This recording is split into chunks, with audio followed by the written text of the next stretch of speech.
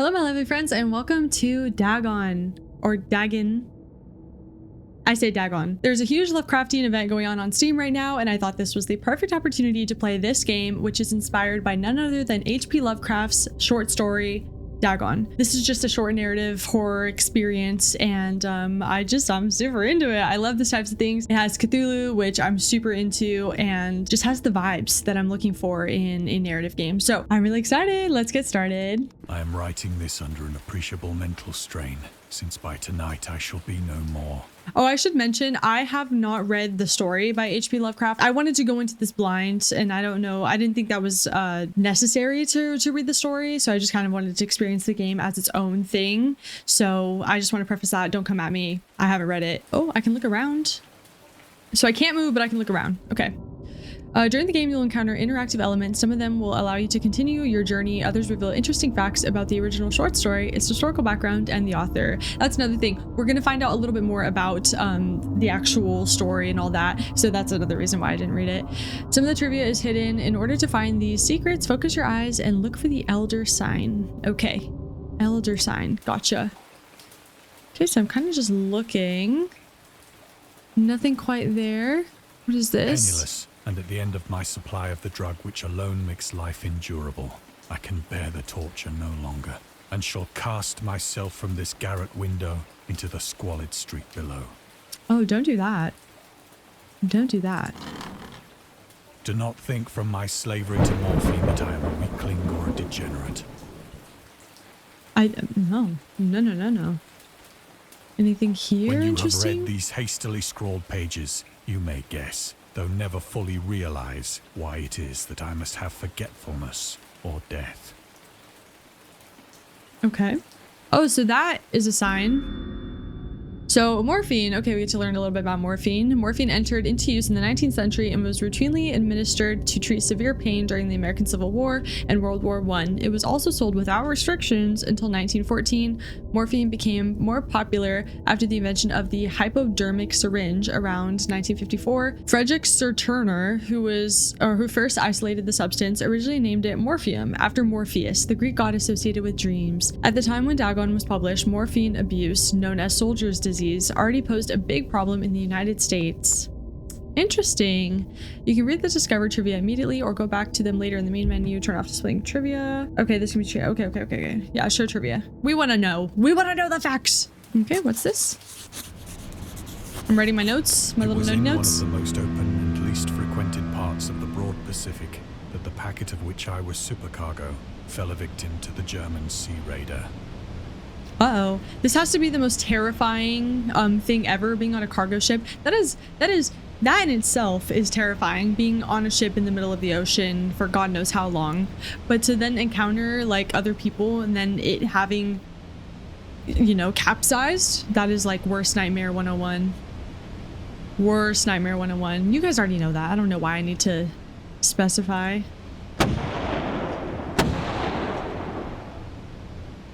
There we go. The Great War was then at its very beginning, and the ocean forces of the Hun had not completely sunk to their later degradation, so that our vessel was made a legitimate prize, whilst we of her crew were treated with all the fairness and consideration due us as naval prisoners. Okay, what am I looking for? So there's this right here, a little trivia fact.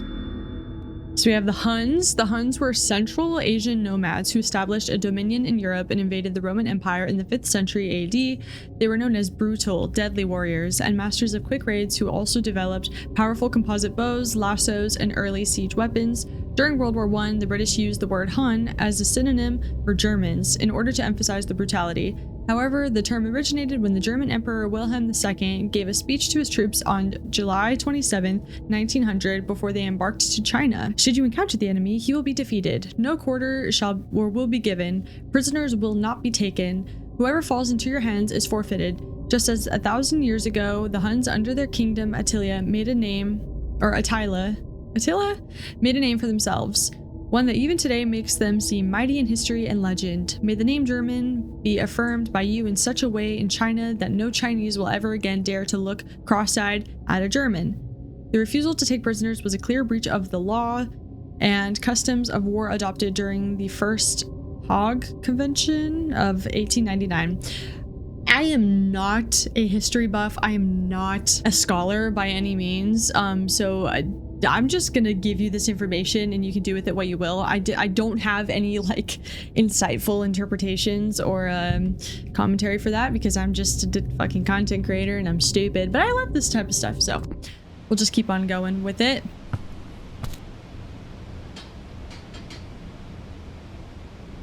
So liberal, indeed, was the discipline of our captors that 5 days after we were taken, I managed to escape alone in a small boat with water and provisions for a good length of time.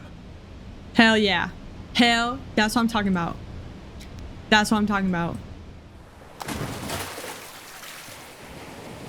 When I finally found myself adrift and free, I had but little idea of my surroundings. I love the ocean, but this would still genuinely terrify me. Like, I'm an ocean girl through and through, but being surrounded with water and deep water, you have no idea how deep the water actually is. You just know it's deep and you don't know what's lurking down there. I think that's an actual phobia. I have that phobia, whatever it is. Never a competent navigator, I could only guess vaguely by the sun and stars that I was somewhat south of the equator. Yep, looking very helpful to me. Of the longitude, I knew nothing, and no island or coastline was in sight. Oh, what was that? I heard a moan. What is this?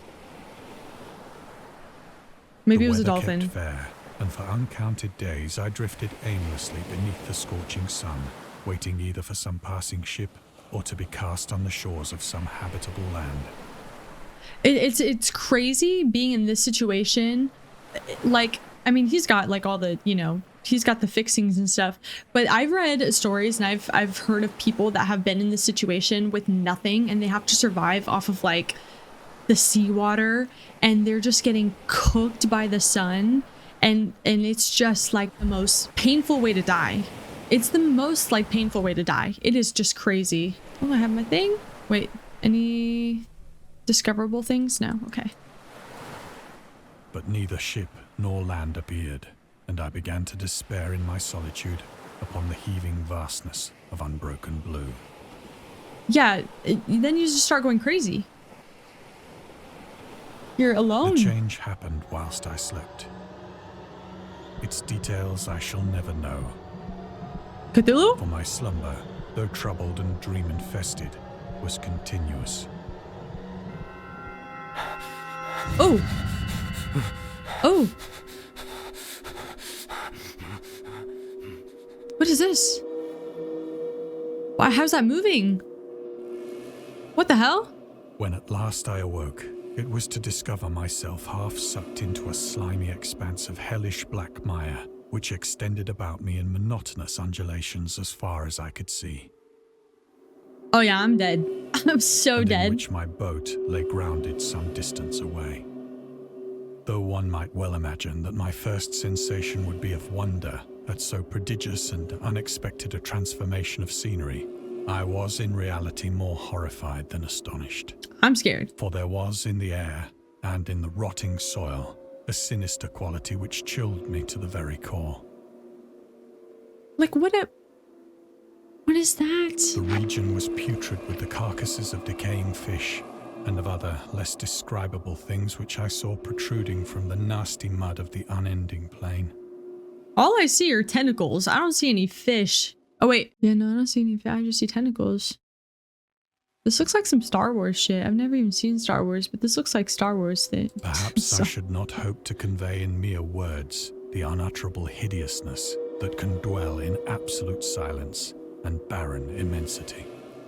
Very hideous. There was nothing within hearing and nothing in sight save a vast reach of black slime. Yet the very completeness of the stillness and the homogeneity of the landscape oppressed me with a nauseating fear. I mean, we are in Slimelandia. Like, what is that? The sun was blazing down from a sky which seemed to me almost black in its cloudless cruelty, as though reflecting the inky marsh beneath my feet. That's what this is. Oh. The Origins of Dagon. Dagon seems to be inspired by Fish Head, a short novel by Irvin S. Cobb about unnatural affinities between a hybrid idiot and the strange fish of an isolated lake. Supernatural horror in literature, H.P. Lovecraft, and Lovecraft's dream about a strange island emerging from the ocean and him crawling in the ooze that covered its surface. I dreamed that whole hideous crawl and can yet feel the ooze sucking me down. Lovecraft's interest in the topic stemmed from his aversion to fish and sea smells. In his own words, I've hated fish and feared the sea and everything connected with it since I was 2 years old, but I cannot recall what earlier experience gave me such a profound and lasting aversion to the sea and seafood. Oh. He didn't like the sea? Well, I wouldn't like the sea if it was like this. This is nasty. But I love the actual ocean. Ew, okay. Love the oozing noises. Into the stranded boat, I realized that only one theory could explain my position. What could that possibly be? Through some unprecedented volcanic upheaval, a portion of the ocean floor must have been thrown to the surface, exposing regions for which innumerable millions of years had lain hidden under unfathomable watery depths. That is a possible hypothesis, but I would have never thought of that in a million years. So great was the extent of the new land which had risen beneath me that I could not detect the faintest noise of the surging ocean, straining my ears as I might. Nor were there any seafowl to prey upon the dead things. I mean, yeah, they're all... Except those are not dead. Or are they just moving? Everybody just seems to be buried alive. For several hours I sat thinking or brooding in the boat, which lay upon its side and afforded a slight shade as the sun moved across the heavens. Just making sure there's nothing else. As the day progressed, the ground lost some of its stickiness and seemed likely to dry sufficiently for traveling purposes in a short time. That night I slept but little, and the next day I made for myself a pack containing food and water, preparatory to an overland journey in search of the vanished sea and possible rescue. Man, these dudes are just buried alive, huh? What am I looking at here? There's nothing else. Okay. On the third morning, I found the soil dry enough to walk upon with ease. The odor of the fish was maddening, but I was too much concerned with graver things to mind so slight an evil, and set out boldly for an unknown goal. I just can't imagine the hopelessness of the situation. You just look out and there's just nothing. Nothing. You have to have so much determination.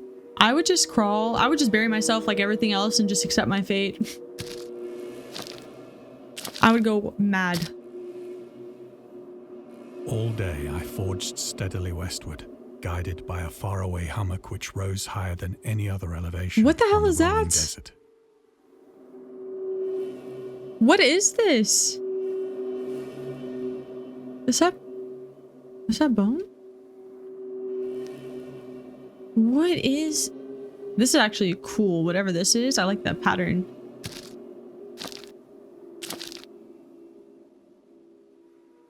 Oh, big ass whale.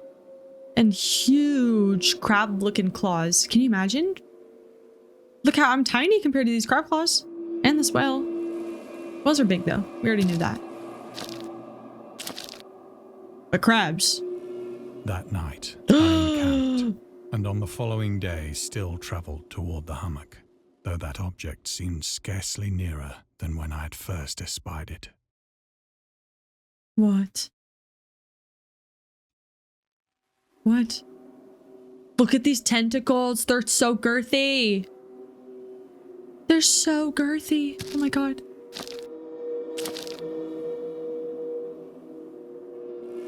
The stench though, oh, can you imagine? By the fourth evening, I attained the base of the mound, which turned out to be much higher than it had appeared from a distance. Yeah, this looks like straight up Mount Everest. An intervening valley setting it out in sharper relief from the general surface. Too weary to ascend, I slept in the shadow of the hill. Smart. Smart, smart, smart. I know not why my dreams were so wild that night, but ere the waning and fantastically gibbous moon had risen far above the eastern plain, Gibbous, what does that mean? I was awake in a cold perspiration, determined to sleep no more. No, we ain't sleeping no more. Such visions as I had experienced were too much for me to endure again. And in the glow of the moon, I saw how unwise I had been to travel by day. Why? Without the glare of the parching sun, my journey would have cost me less energy. Right. Survival 101, obviously. Indeed, I now felt quite able to perform the ascent which had deterred me at sunset. Yes, but at the cost of, you know, conserving your energy, we have no light. It's pitch black and the enemies are probably out and it's scary. So there's a trade-off. Picking up my pack, I started for the crest of the eminence. We're going? We're going? I have said that the unbroken monotony of the rolling plain was a source of vague horror to me. But I think my horror was greater when I gained the summit of the mound and looked down the other side into an immeasurable pit or canyon. How do you whose see black that? recesses the moon had not yet soared high enough to illumine. Right.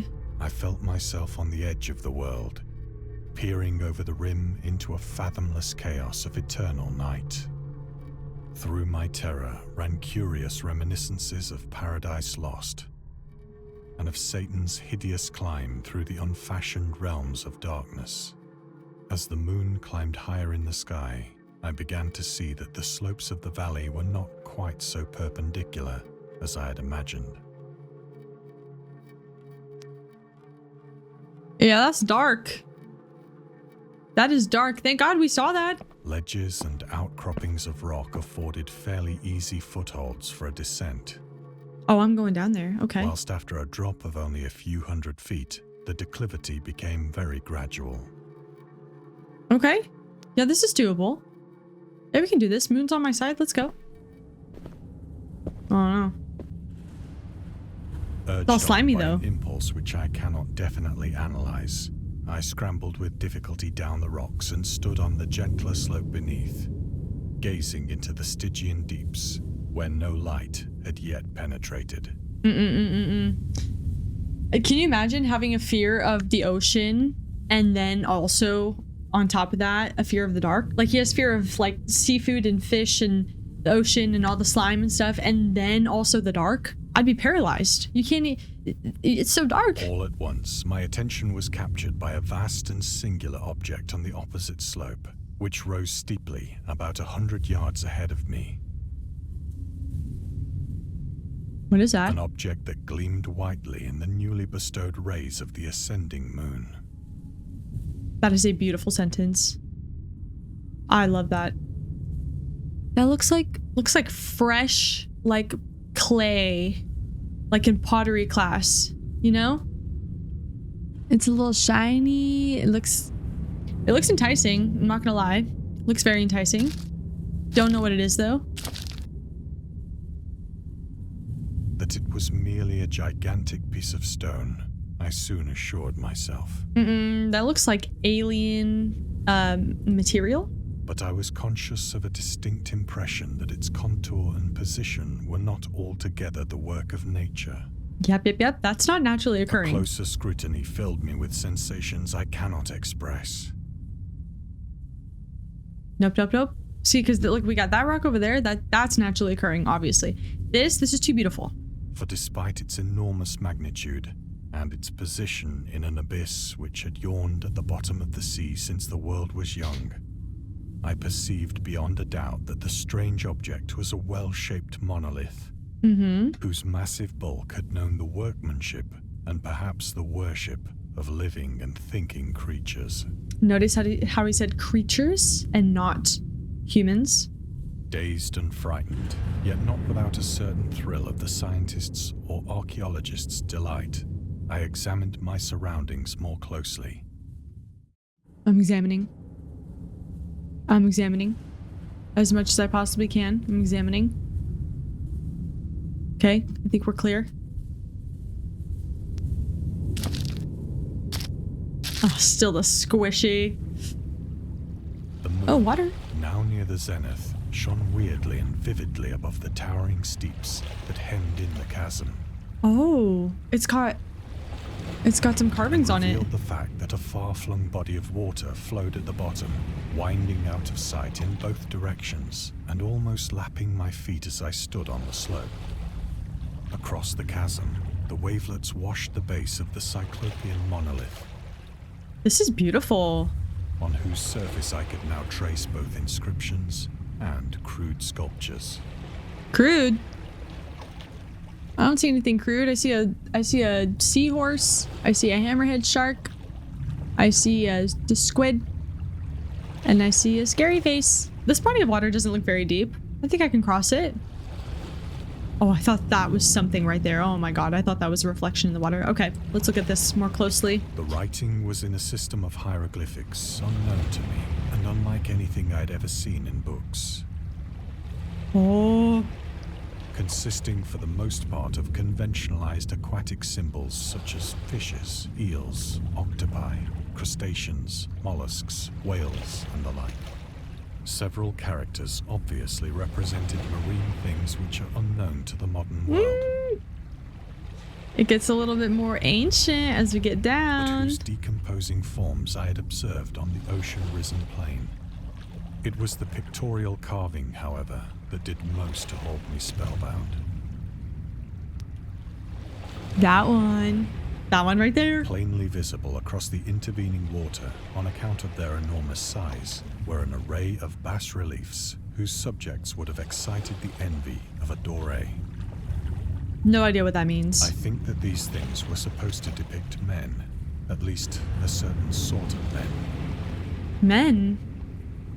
though the creatures were shown disporting like fishes in the waters of some marine grotto, Oh, this is the thing. This thing. or paying homage at some monolithic shrine which appeared to be under the waves as well. Okay. Of their faces and forms I dare not speak in detail, for the mere remembrance makes me grow faint. Okay. Grotesque beyond the imagination of a Poe or a Bulwer.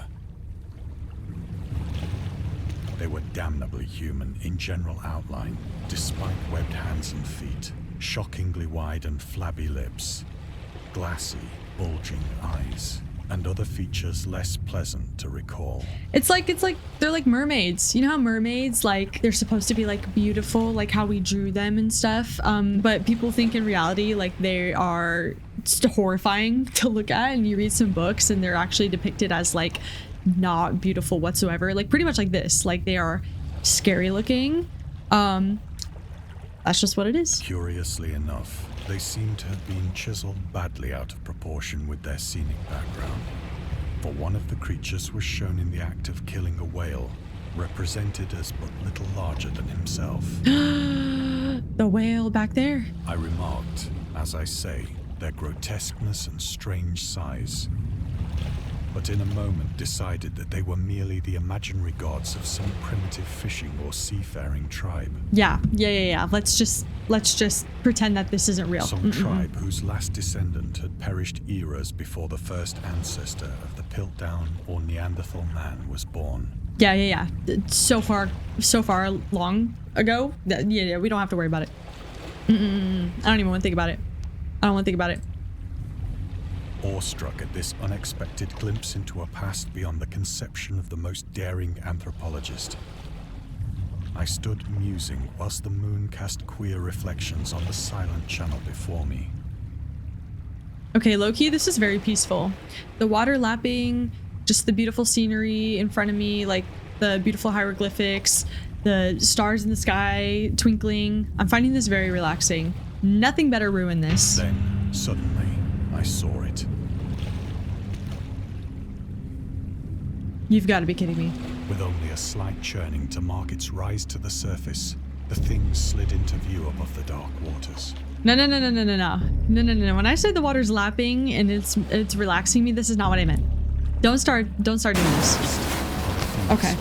Loathsome, it darted like a stupendous monster of nightmares to the monolith. Okay, you have legs. And you are built like the Rock. Oh my god. about which it flung its gigantic scaly arms, the while it bowed its hideous head and gave vent to certain measured sounds.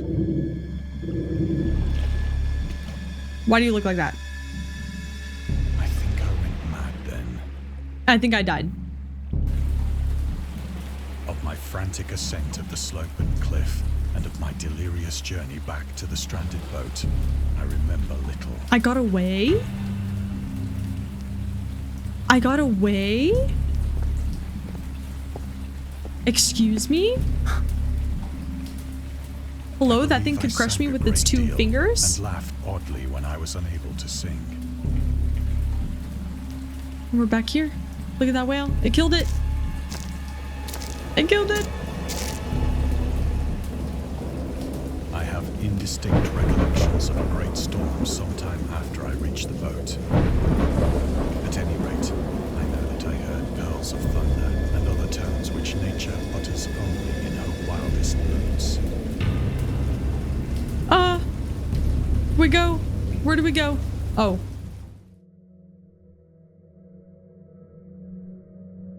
When I came out of the shadows, Oh. I was in a San Francisco hospital, Hello? Hallelujah. brought thither by the captain of the American ship which had picked up my boat in mid-ocean. Oh. In my delirium, I had said much, but found that my words had been given scant attention. Yeah, everybody's like, nah, this guy's just crazy.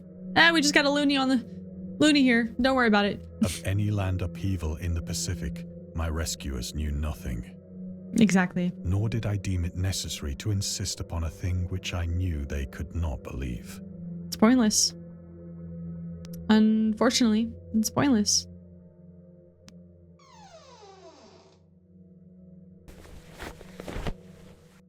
Once I sought out a celebrated ethnologist.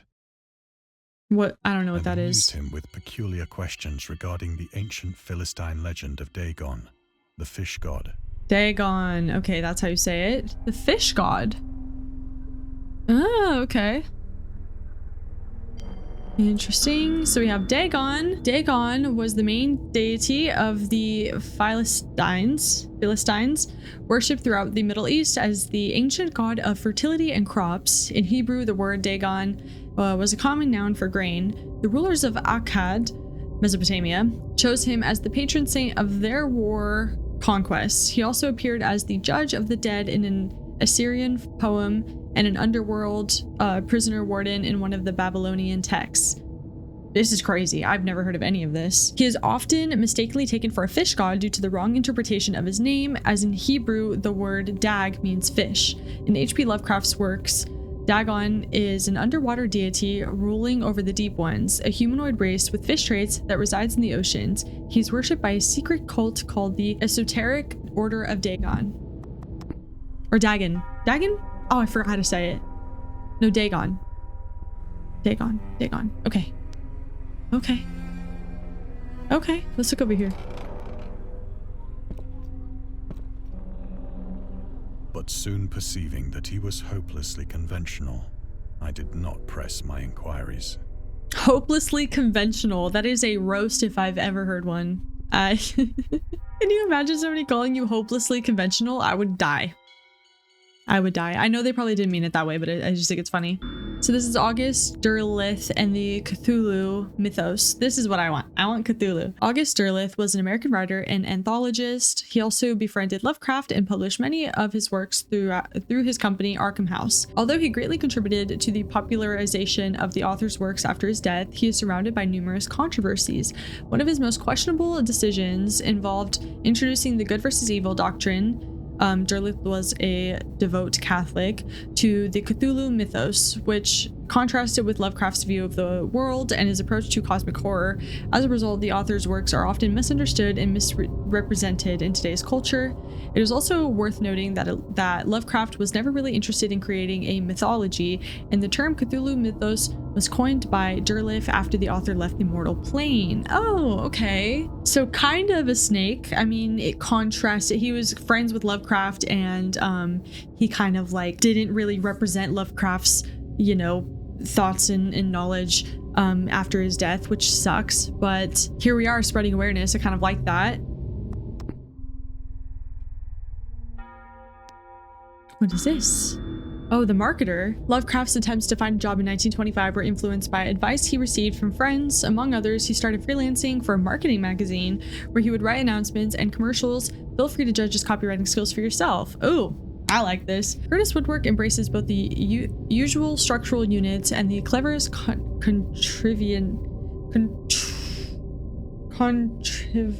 why can I say that word? Contrivances of built-in or permanent furniture such as bookcases, dressers, buffets, and cupboards. Every model is conceived and created with the purest art, ripest scholarship, and mellowest craftsmanship which energetic enterprise can command. He uses a lot of alliteration, I've noticed, and made to conform rigidly to the architecture of each particular type of home. The cost, considering the quality, is amazingly low, and a trademark on the individual pieces prevents any substitution by careless contractors. Yeah, he uses a lot of is that what it is? Alliteration, where he put like cleverest contrivances. I don't know why that word was so hard for me to say, but he's a writer. He knows how to write. What are we looking at? This?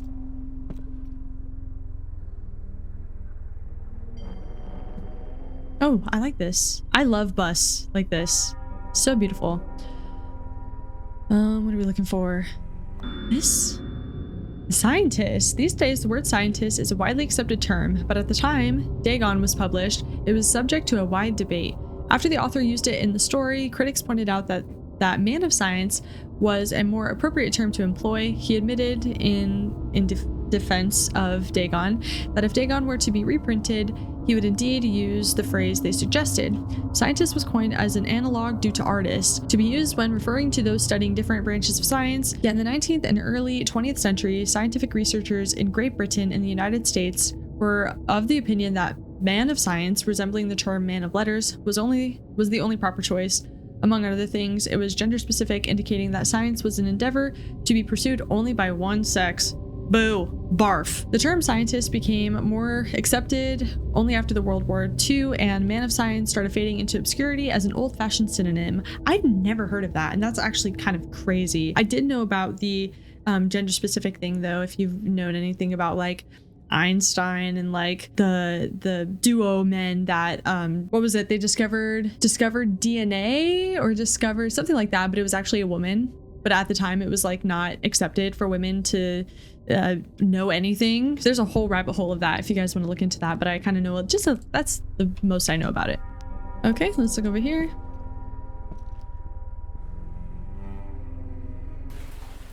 It is at night, especially when the moon is gibbous and waning, that I see the thing. See the thing. I tried morphine. Uh-oh. But the drug has given only transient surcease and has drawn me into its clutches as a hopeless slave. Ah. So now I am to end it all, having written a full account for the information or the contemptuous amusement of my fellow men. Oh no. Oh, this first. Lovecraft on tobacco and alcohol. Lovecraft hated tobacco, even though he used to smoke when he was 12 in order to look and feel like an adult. In his correspondence with friend Reinhard Kleiner, he claims that he quit as soon as he started wearing long pants. There you go, guys, just wear long pants. He also had a very strong opinion about alcohol, as evidenced by his letter to Zelia Brown, dated February 13th, 1928. As for the matter of drinking, I have never tasted intoxicating liquor and never intended to. Having a strong aesthetic disgust at anything which blunts or coarsens the delicate natural equipoise, I don't know that word, of the evolved human intellect and imagination. Drinking excited my personal repugnance, hence I don't drink. Let the herd do what they will. I am rather in favor of prohibition, the prohibition of any one antisocial force as well as of any other. Wow, that's, ooh. I mean, I kind of agree about anything that blunts or coarsens the delicate natural, whatever that word is, of your intellect and imagination, because alcohol definitely does do a lot of harm to your body. But I like it.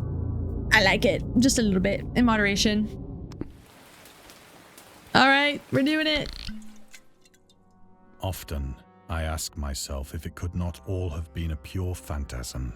Definitely not. A mere freak of fever, as I lay sun-stricken and raving in the open boat after my escape from the German man of war. No, it's definitely real. This I ask myself, but ever does there come before me a hideously vivid vision in reply. I cannot think of the deep sea without shuddering at the nameless things that may at this very moment be crawling and floundering on its slimy bed. I agree with that. That's a fear of mine, for sure. Worshipping their ancient stone idols and carving their own detestable likenesses on submarine obelisks of water-soaked granite. Okay, I would love for something like that to exist. That is so cool. I dream of a day when they may rise above the billows to drag down into their reeking talons the remnants of puny, war-exhausted mankind. Okay, I have a question. Do you guys think the Megalodon still exists or not? I do. I think there's at least one still out there. Let me know down in the comments if you are a believer or if you're not. Of a day when the land shall sink and the dark ocean shall ascend amidst universal pandemonium. Oh, all the ships. New York.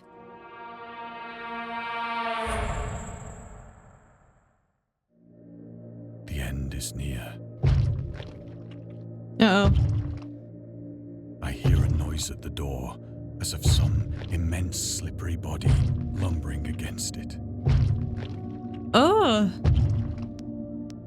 Anything? No? It shall not find me. Oh, I'm paranoid as fuck. I'm so paranoid. God, that hand!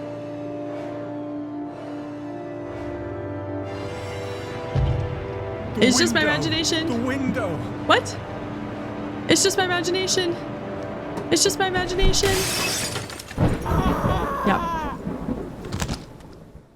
Yep. I'm assuming that was a result of the drugs. Kind of went crazy and saw things and died. So that's it. It's a very short and sweet narrative experience. I can understand why people that really loved H.P. Lovecraft's work and have actually read his stuff and studied it would really love this type of game. I mean, I enjoyed it without reading that, but I saw in the comments that a lot of people thought it really encapsulated that story and just the essence of Lovecraft, which I might look into a little bit more. I definitely felt a little stupid because I didn't quite understand a lot of the words. And it really made you have to think about what the text was saying because it was written so long ago. We've adapted this new vocabulary that is a lot more simplified than how it was back then, so you really have to kind of digest the words. But I felt like I got overall the essence of what happened. I hope you guys enjoyed though. If you have any insight into this game, into any of the,